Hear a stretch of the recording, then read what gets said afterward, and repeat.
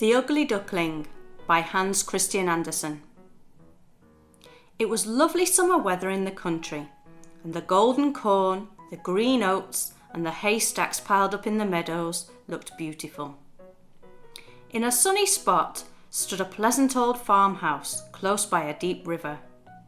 It was here that a duck sat on her nest, waiting for her ducklings to hatch. She was beginning to get bored, for the little ones were a long time coming out of their shells, and she rarely had any visitors. The other ducks liked much better to swim about in the river than to climb the slippery banks and have a gossip with her. Finally, one shell cracked, and then another, and from each egg came a tiny duckling that lifted its head and cried, "Peep, peep." "How large the world is," said the young ducks when they found how much more room they now had than while they were inside the eggshell. "Do you imagine this is the whole world?" asked the mother. "Wait until you have seen the garden. It stretches far beyond that to the parson's field, but I have never gone so far. Are you all out?" she continued. "Oh no, the largest egg is still there, I see." And she sat down on the nest again. "Well, how are you getting on?" asked an old duck who paid her a visit. "One egg is not hatched yet," said the duck. "It won't break.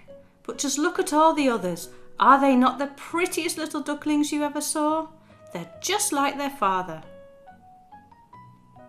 "Let me see the egg that will not break," said the other duck. "I am sure it's a turkey's egg. I was persuaded to hatch some once, and after all my care and trouble with the young ones, they were afraid of the water. I quacked and clucked, but all for nothing. I could not get them to go into the water. Let me look at the egg. Oh yes, that's a turkey's egg. Take my advice. Leave it where it is and teach the other children to swim." "I think I will sit on it a little while longer," said the mother duck. "As I have sat so long already, a few days will be nothing."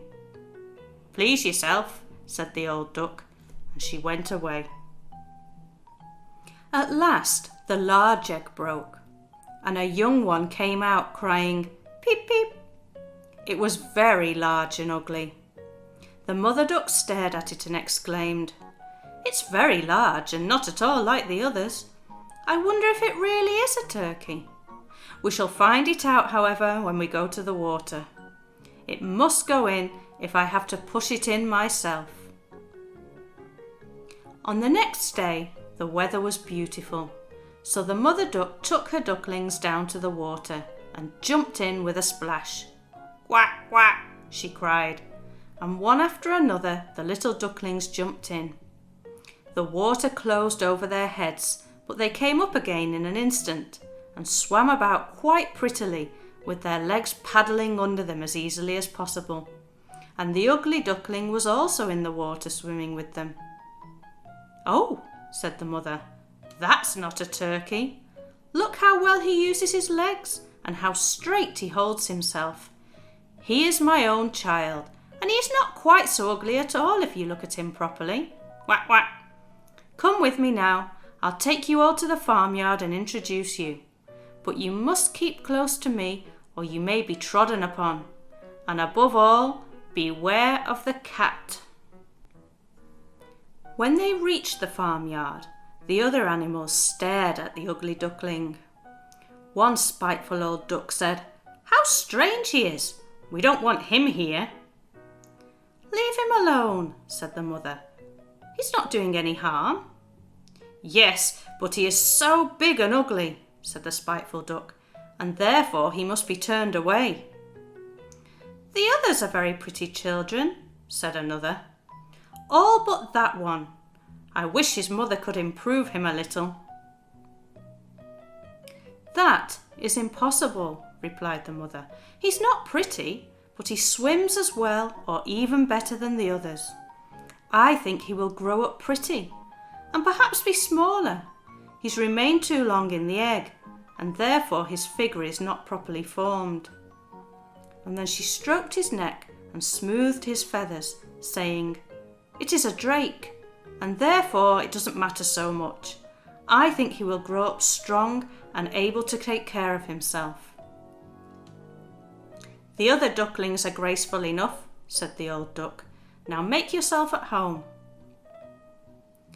And so they made themselves comfortable, but the poor duckling who had crept out of his shell last of all and looked so ugly was bitten and pushed and made fun of, not only by the ducks, but also by the chickens and turkeys and geese. The poor little thing was so miserable because he was so ugly and laughed at by the whole farmyard. So it went on from day to day until it got worse and worse. Even his brothers and sisters were unkind to him and would say, "Ah, you ugly creature, I wish the cat would get you." And his mother said she wished he'd never been born. The ducks pecked him, the chickens beat him, and the girl who fed the animals kicked him with her feet. So at last he ran away. "They're afraid of me because I'm ugly," he said. So he closed his eyes and flew further still until he came out on a large moor where some wild ducks lived. He stayed here the whole night, feeling tired and very sad. In the morning he was spotted by the wild ducks. "What sort of a duck are you?" they all said, coming around him. He bowed to them and was as polite as he could be, but he didn't answer their question. "You're extremely ugly," said the wild ducks, "but that will not matter if you do not want to marry one of our family." Poor thing, he had no thoughts of marriage. All he wanted was permission to lie among the rushes and drink some of the water on the moor.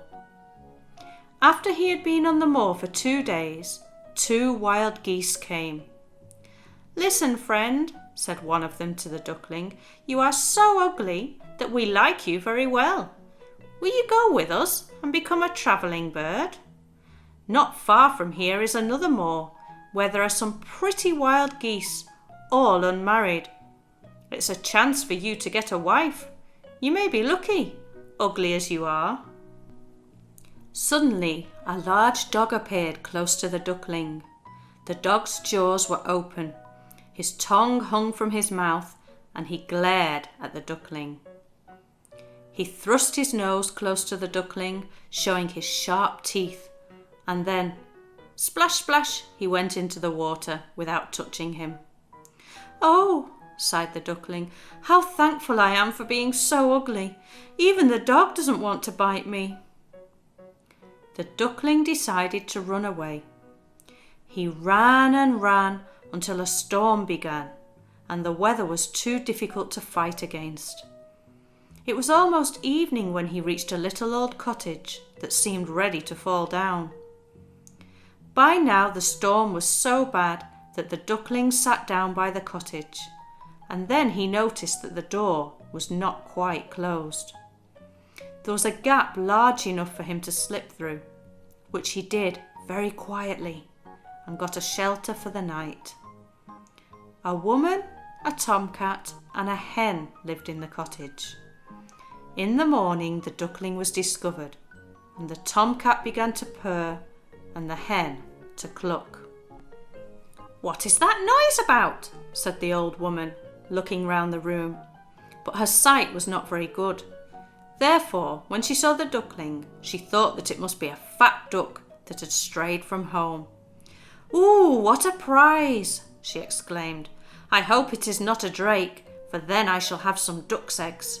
I must wait and see." So the duckling was allowed to stay for 3 weeks, but of course laid no eggs.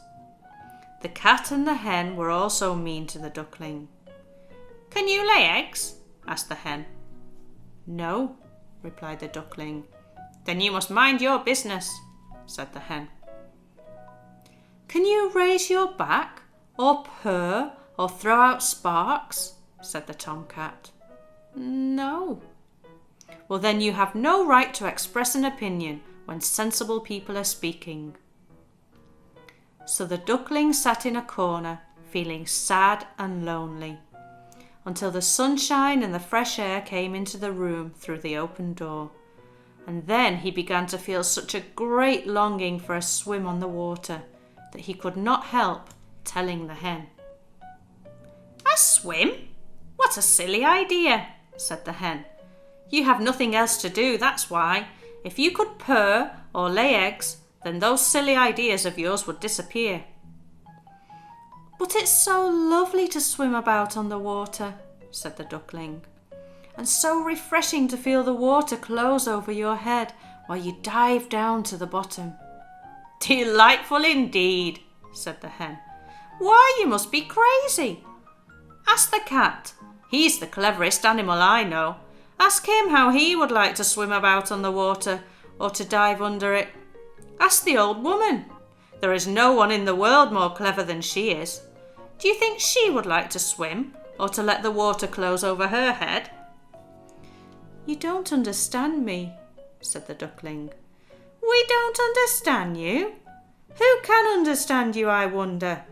Do you consider yourself cleverer than the cat or the old woman? I'll say nothing of myself. Don't talk such nonsense, child, and think yourself lucky that you have a place to stay here. If you want to start fitting in, then I advise you to lay eggs and to learn to purr as quickly as possible." Then I believe I must go out into the world again," said the duckling. "Yes, do," said the hen. So the duckling left the cottage and soon found water on which he could swim and dive, but none of the other animals wanted to be his friend because he was so ugly. Autumn came, and the leaves in the forest turned to orange and gold. Then, as winter approached, the wind caught the leaves as they fell and whirled them in the cold air. Heavy, snow-filled clouds hung low in the sky. All this was very sad for the poor little duckling. One evening there came a large flock of beautiful birds out of the bushes. The duckling had never seen anything like them before. They were swans with dazzling white feathers and graceful necks. They were preparing to fly south and escape the cold winter. The ugly little duckling watched as they reached higher and higher in the air. How he wished he were as beautiful and happy as they were. The winter grew colder and colder. The little duckling swam about on the water to stop it from freezing. But every night the space on which he swam became smaller and smaller. Finally it froze so hard that the ice in the water crackled as he moved, and the duckling had to paddle with his legs as hard as he could to keep the space from closing up completely. He became exhausted and lay still and helpless, frozen fast in the ice. Early in the morning, a poor man who was passing by saw what had happened. He broke the ice into pieces with his wooden shoe and carried the poor duckling home to his wife. The warmth soon made him feel better, but when the children wanted to play with him, the duckling became so scared and thought they wanted to hurt him. So he flapped his wings in terror, fluttered into the milk pan and splashed the milk about the room. Then the woman clapped her hands, which frightened him even more. He flew, panicked, around the kitchen. The woman screamed and lashed out at him with a pair of kitchen tongs. The children laughed and screamed and tumbled over each other in trying to catch him. But luckily, he escaped. The door stood open and the poor duckling just managed to slip out among the bushes and lie down, exhausted, in the snow.